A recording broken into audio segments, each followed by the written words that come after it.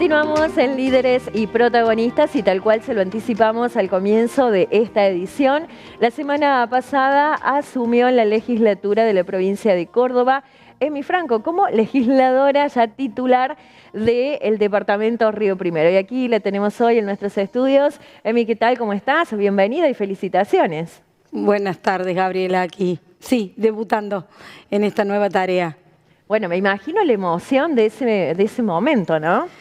La verdad, muchas emociones encontradas. Mucha emoción, muchas cosas a flor de piel. Muy movilizada, pero feliz.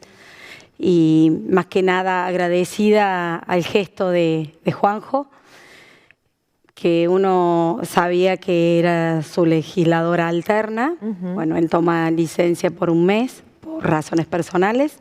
Y bueno, me tocó asumir una nueva tarea para mi vida. Bien, una experiencia que seguro, sin lugar a dudas, va a ser maravillosa desde el punto de vista de la experiencia, de la gestión en sí. Pero bueno, ya vamos a hablar de eso en el próximo bloque, que tiene que ver, como siempre, desde la parte política. Y en Líderes y Protagonistas siempre iniciamos este segundo bloque conociendo a la persona detrás, en este caso, del funcionario, de la legisladora. Emi Franco, ¿dónde nació? Yo nací en Córdoba, pero viví toda mi infancia y toda mi vida en La Posta. Contarle a nuestra audiencia que estamos llegando ahora también a gran parte del departamento San Justo, además que ya estábamos instalados en el departamento Río Primero. ¿Dónde queda La Posta? ¿Qué es lo que la hace única y diferente a este pueblo que tanto amas? Y La Posta queda, dijera yo, o el primero o el último del departamento Río Primero, porque estoy al límite, a 500 metros de lo que es departamento Tulumba y a 2.200 metros de lo que es departamento Totoral. Es una comuna muy pequeña y ahí hice toda mi vida, mi infancia, ahí fue la escuela primaria, la secundaria la hice en Obispo Trejo.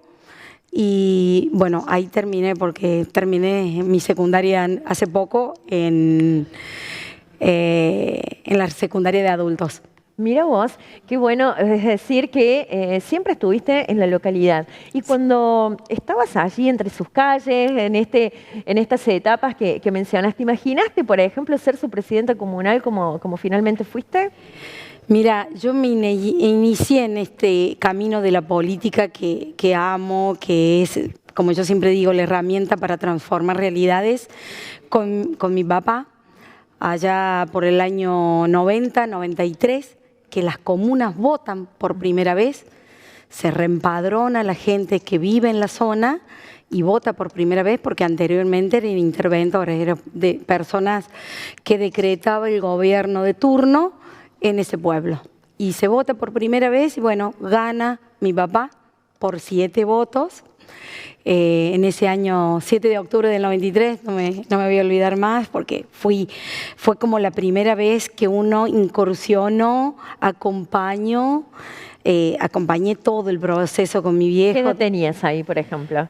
Yo soy del 20 años. 20 años. 20 años. O sea que lo superviviste esa etapa. Sí, lo reviví y como te digo, es la elección que me acuerdo, porque era para constituyente en aquel momento, así que había 2 tipos de padrones nacionales o provinciales y el padrón exclusivo de La Posta, así que había 4 meses en esa época, había masculinos y femeninos y los votos estaban identificados, los locales, por colores, celestes y rosas.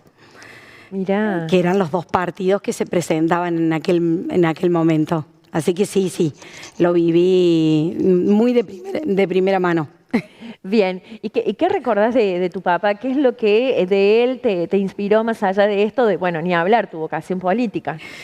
La justicia social, estar dispuesto a la necesidad del otro, porque en mi casa había negocio, despensa y carnicería de esos ramos generales en el pueblo, desde vender querosén para las lamparitas de cocina que era en esa época, a vender papas, cebolla, todo suelto como era antes, y carnicería. Y eran las 2, 3 de la mañana porque se enfermaba alguien y si bien mi viejo tenía una camioneta de esas épocas, porque se enfermaba, golpeaban la puerta y mi viejo salía a llevarlo sin ser nada. Esto de estar... La típica gauchada de pueblo. Sí, porque son pocos los que tenían por ahí vehículos y se enfermaba alguien. En esa época no teníamos ruta. Mientras no lloviese era más fácil salir, eran caminos de tierra, pero mi viejo siempre acompañó, se enfermaba algo o había un viaje o alguna urgencia de algo y él estaba siempre presente. Y eso lo mamé desde muy chica, de mi viejo y de mi vieja también. Mi vieja por ahí, el acompañar en el brindar un paquete de azúcar, 1 litro de leche o un botellón de querosén porque no llegaban, también se acompañaba, así que, o 1 kilo de puchero que era en esa época, así que siempre estuvo el ser solidario, en el acompañar con lo que uno podía y estaba a su alcance. Así que lo mamé desde muy chica. Bien, y después vos decís, bueno, tu mamá también esos gestos solidarios, y me imagino lo difícil cuando, bueno, alguien no podía comprar algo y el hecho de decir, bueno, no le salía a uno decir, no, no lo llevas, lo estás diciendo, tu mamá también tenía como esos gestos. Sí, y mira vos, yo después me entero ya más adolescente, mi mamá fue la primera secretaria en la Municipalidad de Las Arrias. Ay, mira. En los años, porque ella ha sido de ahí, en los años que estaban los militares, me comenta ella. Así que de uno de otro lado, ahí.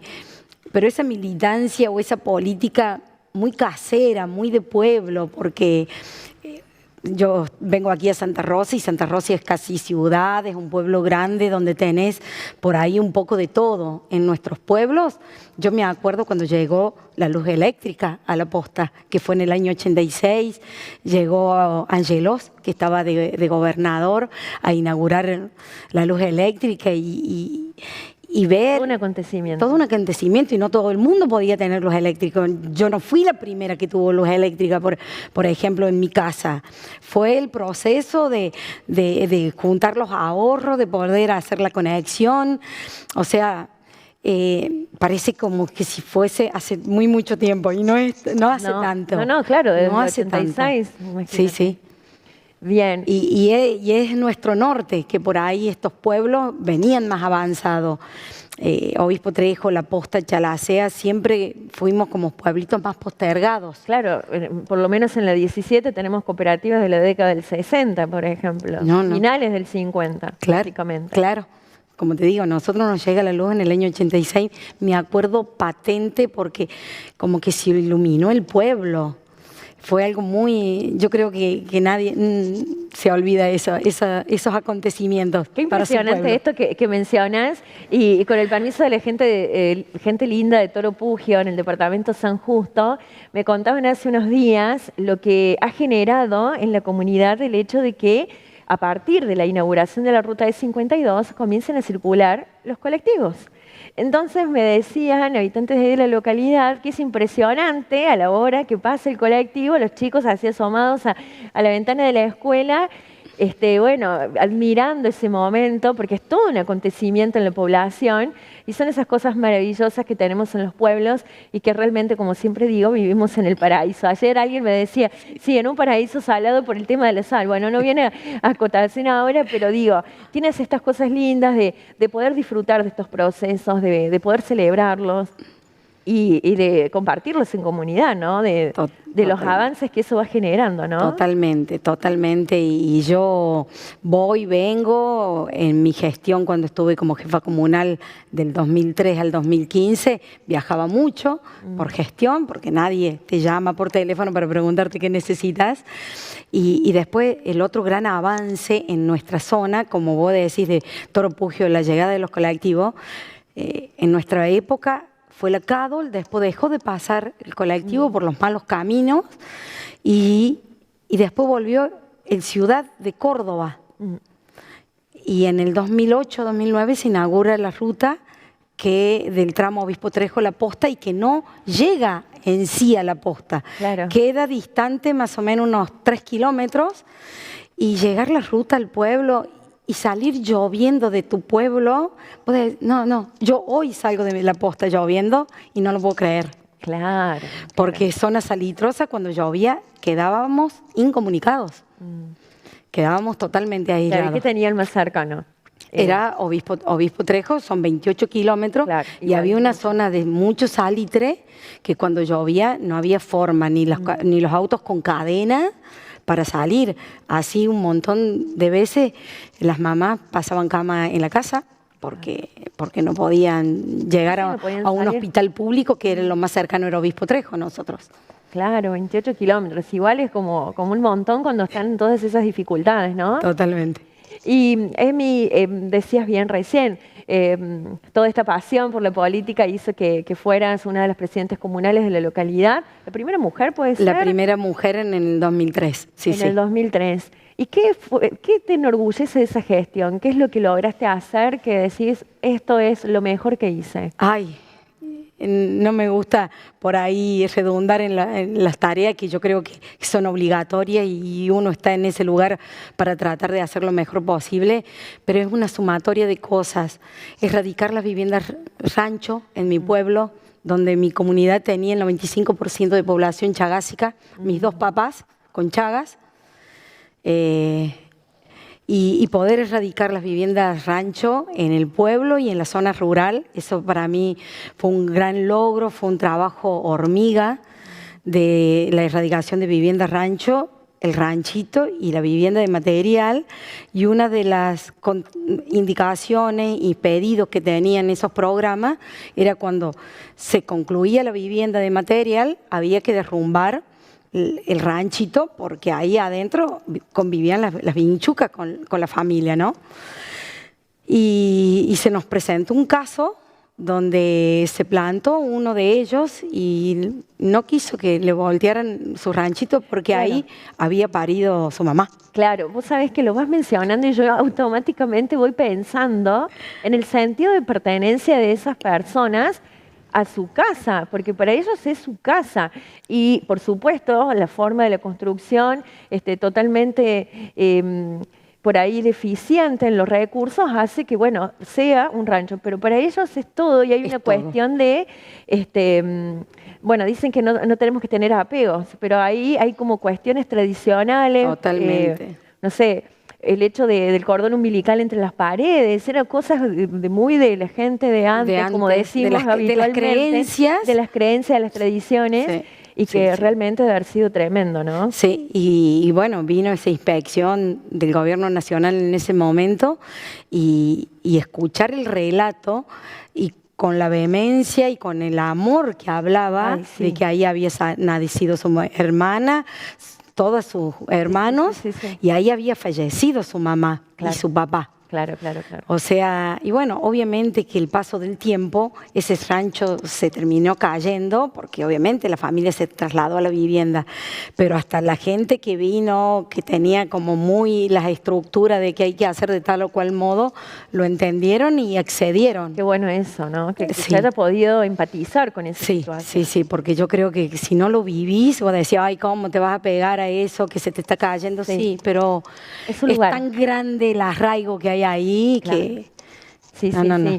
Eso debe haber sido como un gran desafío y una gran obra a la vez. Un gran desafío y estas cosas que uno no se las olvida y de poder reconocer y entender al otro. Porque sí, es lindo la casa nueva, pero también ver la historia, sus antepasados, sus raíces, y la verdad, yo soy muy respetuosa de esas cosas. Sí, totalmente. Son las cosas mágicas que por allí tiene el norte, y por ahí cuando escuchamos en los relatos de las personas, bueno, todos los pueblos, sus habitantes tenemos nuestras historias, nuestras anécdotas y demás, pero bueno, hay como una idiosincrasia y una cuestión de pertenencia mucho más arraigada, más firme, ¿no? Y recuerdo, mencionaba recién la ruta, yo recuerdo el polideportivo, una pileta de natación. Sí, en el 2003-2004 se crean las cooperativas de trabajo, que eran los famosos jefes y jefes de hogar y desocupados. Y en ese entonces, en La Posta, al ser una comunidad tan pequeña, se crean las cooperativas de trabajo con muchas mujeres y varones. Chicos que venían del hacha, de talar montes, chicos que no tenían idea de lo que era construcción y se especializaba estas cooperativas en construcción, porque nos habían adjudicado a través del gobierno nacional con la provincia un SIC, un centro integrador comunitario. Éramos 2 o 3 comunas, de la otra que recuerdo era Villa Gutiérrez y La Posta. Y era todo un desafío porque era todo nuevo, cooperativa de trabajo, el INAES, no teníamos idea de qué se trataba. Y bueno, se reempadronó toda esa gente y se formaron estas cooperativas de trabajo especializadas en construcción. Las clases se las daban en obra, a levantar paredes, a armar cabreadas, a colocar piso, a revoque, todo. Lo primero que se construye es el SIC, que es un centro integrador comunitario, que es un área de salud, un área de acción social y un área de educación y recreativa. Y después de ahí, esas cooperativas de trabajo se fueron haciendo distintas demandas, como te digo, estas viviendas, erradicación de viviendas ranchos, viviendas sociales o viviendas con grupos numerosos. Claro, y además, perdón, ¿no? Los SIC tenían como una mesa de gestión aparte, o sea, como que los mismos vecinos gestionaban el lugar. Y se conformaba ese SIC y esa mesa de gestión con todas las fuerzas vivas de la comunidad. El correo, la capilla, la escuela, la primaria, la secundaria, todas las fuerzas vivas, y se votaba qué era el orden de prioridades a seguir.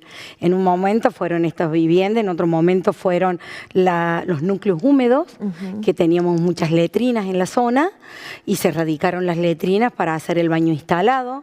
En otra oportunidad fueron cordón, cuneta y vereda. En otra oportunidad fue el playón deportivo, la pileta.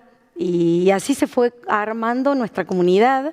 Y la otra gran obra que nosotros teníamos muchos problemas de arsénico, sí. Era el agua, no era agua para consumo humano. Ah, mira. Así que eso fue otra de las grandes obras que tuvimos en nuestra comunidad, que ahora tenemos otros problemas porque pasa la ruta y la cañería no es de alta densidad y aparecen cada 2 por 3 los caños rotos. Claro. Así que hay que renovar la cañería, pero bueno. Sí, es como la vida misma, ¿no? Organizamos algo, claro, y se nos empieza a desacomodar algo más. Vamos a hacer una breve pausa y ya volvemos para hablar de la política hoy, el contexto actual y cuál será su rol en este tiempo en la legislatura cordobesa. Ya volvemos.